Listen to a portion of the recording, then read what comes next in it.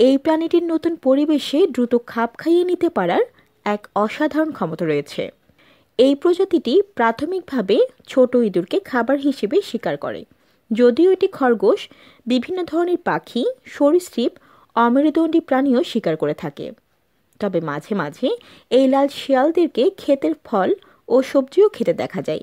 লাল শিয়াল নিজেরাই আবার অন্য বড় শিকারী যেমন নেকড়ে, সোনালী খ্যাক শিয়াল এবং মাঝারি ও বন বুড়ো বিড়াল দ্বারা শিকার হওয়ার ঝুঁকিটা থাকে।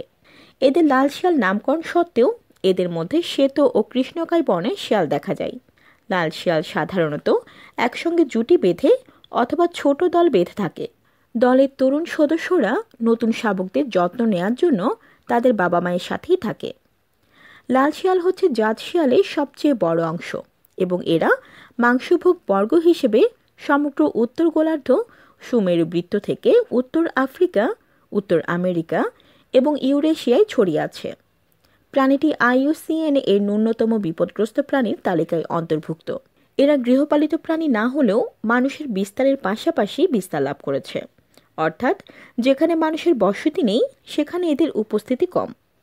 অস্ট্রেলিয়ায় স্থানীয় স্তন্যপায়ী প্রাণী ও পাখি সম্প্রদায়ের জন্য লাল শিয়াল ক্ষতিকারক প্রাণী হিসেবে পরিচিতি লাভ করেছে। লাল শিয়াল মধ্য ইউরেশিয়ায় ছোট আকারের পূর্বপুরুষ থেকে বিবর্তিত হয়।